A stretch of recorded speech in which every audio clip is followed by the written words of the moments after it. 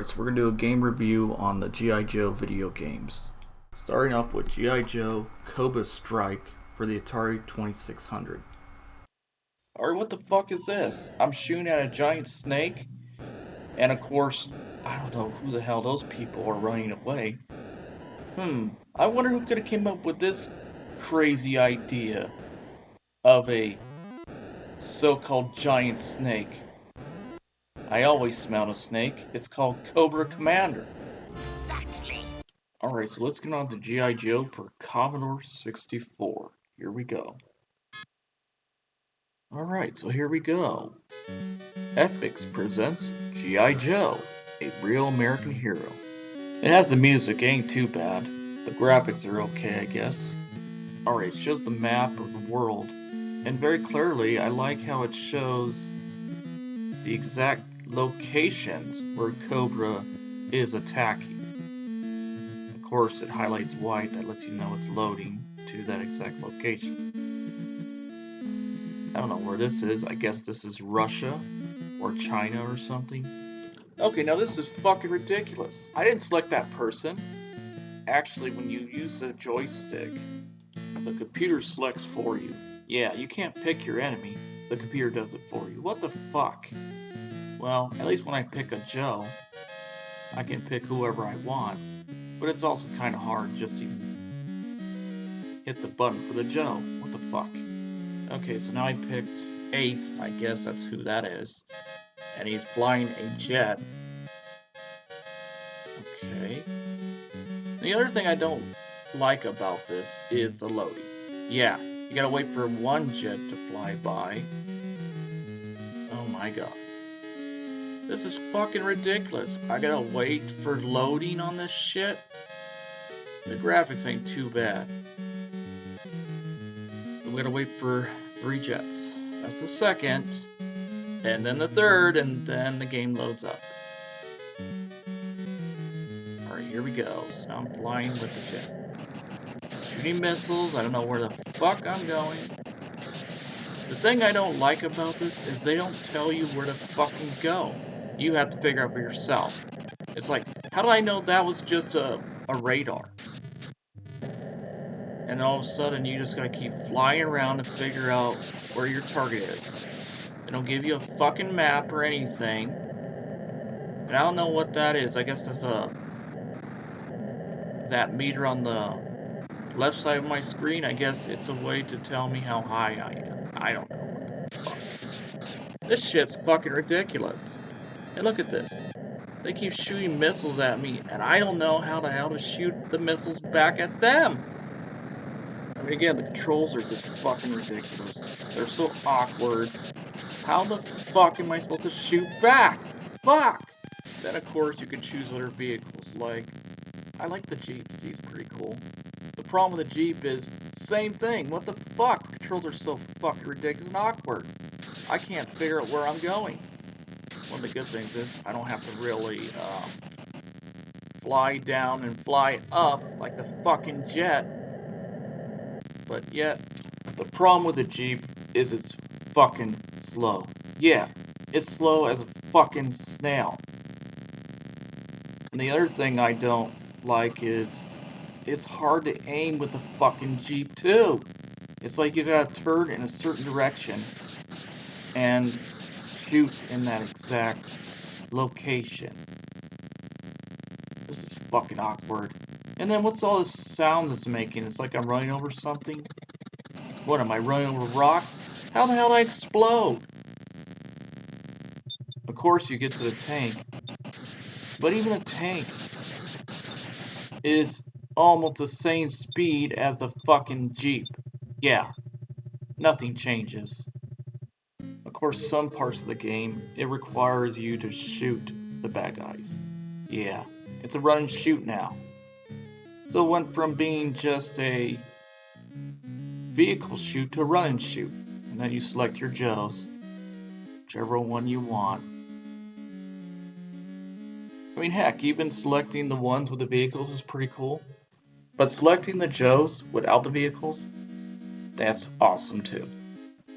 Also, another thing that sucks on these selection screens, you still gotta wait for damn loading. Yeah, they don't tell you how long it takes to load. Okay, so I'm still waiting. What the fuck? Turn the disc over? Are you fucking kidding me? I gotta turn a disc over just to go to the next mission? What the fuck? I didn't have to do that with the vehicles, but I gotta do it with this shit? Are you fucking kidding me? Oh, and actually it says when you turn a disc over, yo, Joe, here we go. Are you fucking kidding me? I gotta wait for more loading again? Even though I just turned the fucking disc over? Okay, when you get to the first person shooter, it looks like, I would say, the one ridiculous thing is the controls. Yes, the controls are fucking wonky and ridiculous. It's hard to control your actual character. You're just running around like crazy trying to kill the bad guy. At least they tell you your life bar. For crying out loud, they show you it says G.I. Joe on the left and then Cobra on the right.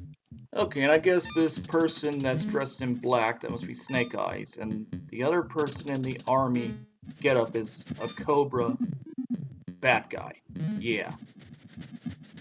Okay, so the one other good thing about it is this is definitely a lot easier than the vehicle fight, because even with that, you can constantly fire a lot, but even when you constantly fire, it's fucking ridiculous because they don't show you a fucking life bar. Then the other thing is, you also have an issue because it's hard to fucking aim your missile at the target. What the fuck?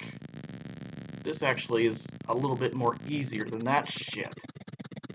You know, this drives me batty, kind of. Okay, another thing you'll notice is when you win, the whole screen freezes. And it plays the G.I. Joe theme song when you win. Alright, what the fuck is this?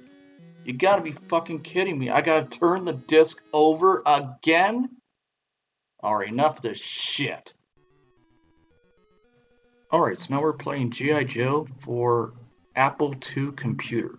Here we go. Now, of course, the music, it's similar to Commodore 64. Of course, the map is similar to Commodore 64 as well. And of course, when you get to the enemy screen, it just selects it right for you, just like that. You can't even move shit. It just actually loads onto that enemy. You can't move it anywhere.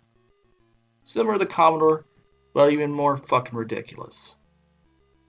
Now, when you get to the Joe selection screen, it's the same thing like the Commodore.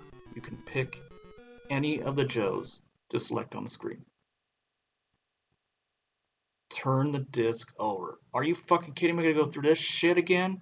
Alright, let's see how long it takes to load. Let's see. A second. Actually, it's not too bad when it loads. But what the fuck is this shit? There's hardly any good movement on here.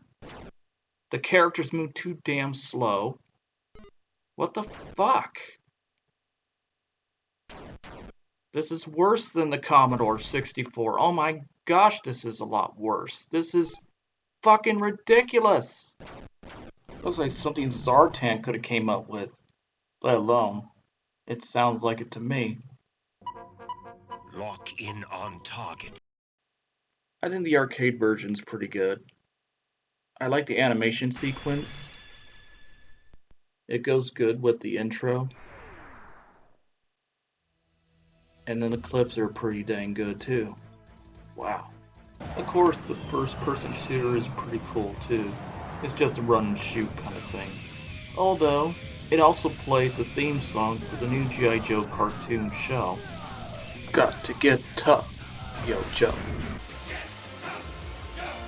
Okay, so now we get to G.I. Joe for the NES, Real American Hero. Of course, the clips aren't too bad. But if I notice one thing, where the fuck is the theme song? Yeah, there's no theme song in this fucking game at all. Compared to all the other games I actually reviewed, they had the theme song. What the fuck? Why didn't they put the theme song in the fucking game?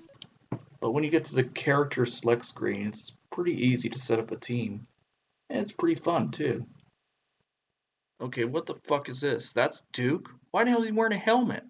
When you go to the character selection screen, it shows him not wearing a helmet.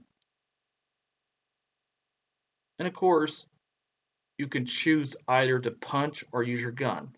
Well, obviously you want to use your gun. Okay, what the fuck? The guy just jumped from a tree. And of course, the other G.I. Joes can't jump with a shit. But Snake Eyes is the fucking best at jumping. Alright, here we go. I'm gonna select my gun. A lot better than your damn fist, that's what you get, asshole. But really though, this game is fucking horrible. I mean, come on now. That doesn't even look like Duke.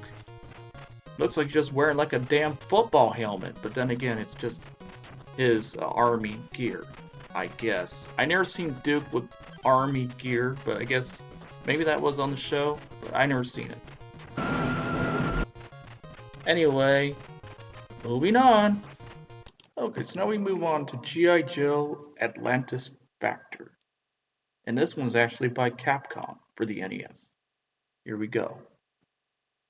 Okay, so this game takes place where the other game left off on. And the other game talked about how G.I. Joe bombed the island and sank the base. It was underneath the water. And for some reason, Cobra got the power of Atlantis underneath the water. And Cobra Commander raised the island back. And the base was operational once again. Or what the fuck is this? Okay, General Hawk. Wow, I didn't know he wore like a hat like that. This must have been for the new G.I. Joe from the 1990s. Okay, and Route 1? Does that mean level 1? Well, I have to admit, the graphics aren't too bad. It does look like Atlantis. But why the fuck am I timed on this shit? At least I get to use my gun pretty much, but even the gun is limited to how much ammo you can use. And the life bar fucking sucks too. It's a lot smaller than the other one on the G.I. Joe NES video game. So what the fuck is this?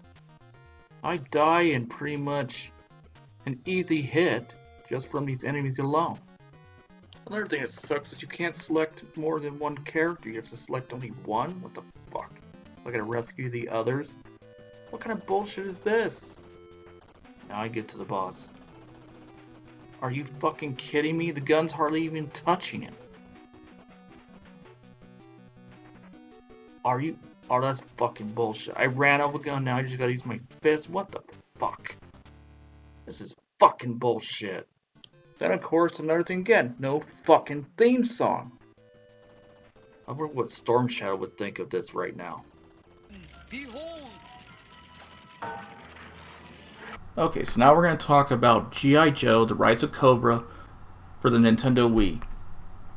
The video clips are not bad at all. I think it's just like watching a movie already. But let's get to the gameplay and see how that goes. Here we go. Okay, the gameplay on the other hand, it doesn't look that good, but it's okay. I still call this an improvement from all the other G.I. Joe games I've reviewed. But to me, it's an advancement to what I have reviewed already. Anyway, we're moving on. Okay, so now we're looking at G.I. Joe Operation Blackout. Now I have to admit, the movie clips are really good. They kind of remind me of watching the TV show and the cartoon. The gameplay, I think, is definitely awesome. I like the classic kind of cartoony look, because that's what I was looking for in a G.I. Joe game. And this actually has it. And I call this probably one of the best G.I. Joe games. This is fucking awesome.